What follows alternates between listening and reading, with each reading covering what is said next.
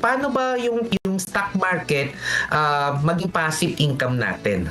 Ang ganda po ng tanong na yan. So, meron po kasing dalawang paraan para ka pwedeng kumita sa stock market. Yung una is yung tinatawag natin price appreciation. Babalikan ko yung analogy ko kanina.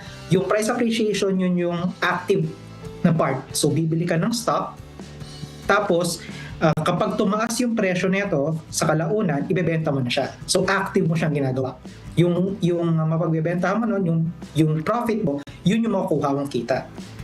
Sa stock market also, pwede tayo kasi dito yung tinatawag nating dividendo. Bilang shareholder, kasi pag bumili ka ng shares ng stock ng company, binibigyan ka nila ng reward dahil meron kang hawak, dahil isa kang investor nila.